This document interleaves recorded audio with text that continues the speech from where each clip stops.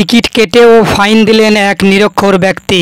জানা যায় মুর্শিদাবাদ জেলার সালার থানা এলাকার তালিবপুরের বাসিন্দা নুরমান শেখ মেয়ের চিকিৎসা করাতে সালার রেল স্টেশন থেকে কাটোয়া যাচ্ছিলেন। ঠিক সেই মতোই সালার রেল স্টেশন থেকে দুজনেরই টিকিট কেটে ট্রেনে ওঠেন তিনি। তারপরে কাটোয়ায় ট্রেন থেকে নামতেই সামনে আসেন টিটিকে টিকিট দেখালেই জানতে পারেন সালার থেকে বাজারশো যাওয়ার টিকিট। জানা যায় ভুল টিকিট কাটায় 1200 টাকা ফাইন চান টিটি। শেষমেশ 295 টাকা ফাইন দিয়েই রেল স্টেশন থেকে বেরিয়ে আসেন নুরমান শেখ। সালার রেল স্টেশন টিকিট কাউন্টারের গাফলতির কারণেই 295 টাকা ফাইন ভরলেন নিরক্ষর ব্যক্তি নুরমান শেখ। তিনি কি জানালেন শুনুন।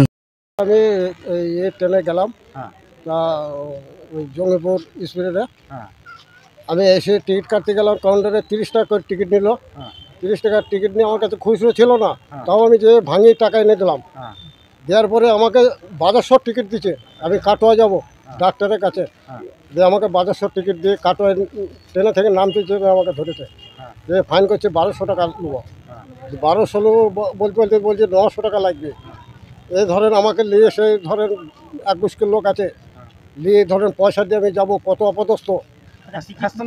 হ্যাঁ, সেখানে কত ইয়ে করে আমাকে সেখানে 8 ঘন্টা দাঁড়িয়ে থেকে, হ্যাঁ আমার জামা ধরছে আসছিল না। আমি মূর্খ লোক, আমি জানি না, লেখাপড়া জানি না। হ্যাঁ, আমি একবারে কাউন্টারে টিকিট কেটেছি। আমি বিলাকে কোনো জায়গায় কাটিনি। আমি মূর্খ লোক বলে বিলাকে আমি টিকিট কাটিনি। আমি এই সালার স্টেশনে কাউন্টারে। আপনার সঙ্গে আর কে ছিল? আমি ছিলাম, আমার মেয়ে ছিল। দুজনের 30-60 টাকা 60 টাকার টিকিট। শেষে কত টাকা ওখানে নিল? ওখানে নিল আমার সঙ্গে লাস্টে সে প্যাগরিস্তি করে অনুরোধ করে 295 টাকা নিল। তারপর ছাড়লো? তারপরে ছাড়লো। আমি মেয়েটা অসুস্থ ছিল, অ্যাপেন্ডিসাইটিস আছে, আমি সে ডাক্তারের কাছে গেছি। দিয়ে আপনি এসে জানালেন সালারে? হ্যাঁ, এসে আমি জানালাম, তো কোনো ইয়ে দিচ্ছে না আমাকে। ওরা বলছে যে ছিল সে নেই।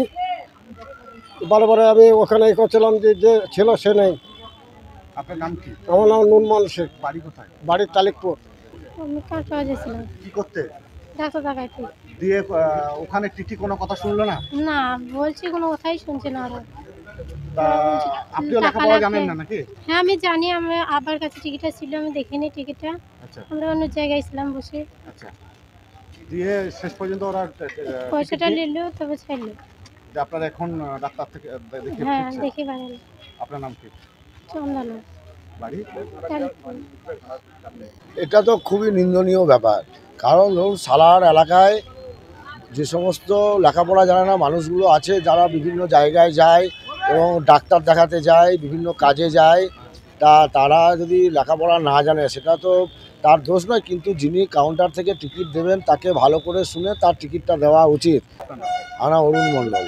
প্রথম কথা বলার কিছু নেই, এখানে এটা সম্পূর্ণ ভুলটাই রেলের কাউন্টার থেকে যিনি টিকিট দেন সেটা সম্পূর্ণ তারই ভুল। এতে সাধারণ মানুষ যিনি পড়াশোনা জানেন না তার তো কোনো দোষ নেই। আর এভাবে এদের করাটাও উচিত নয়। তিনি হয়তো অন্যমনস্ক ছিলেন বা অন্যমনস্ক থেকে টিকিট কাটছেন, সে একটা ডিউটির মধ্যে থেকে তাকে অন্যমনস্ক থাকাটাও উচিত নয়। আবার তো দ্বিতীয় ভুল তো আবার সে রেলই করলো, ওখানে যে টিটি ওখানে যে আবার তাকে জোর করে 1200 টাকা ফাইন। আমিও এখানে কাটোয়া থেকে সালার যাতায়াত করছি বহুত দিন ধরে, আমি তো শুনিনি যে 1200 টাকা ফাইন দিতে হয় বলে কাউকে। নিরক্ষর বলেই সেই সুযোগটা নিয়েছে। এটা কোনোদিনই করা উচিত নয়। যেটা করেছেন সম্পূর্ণ জঘন্য কাজ করেছেন, এটা কোনোদিনই করা উচিত নয়। আপনার নাম কি? আমার নাম সুদীপ পরামানিক।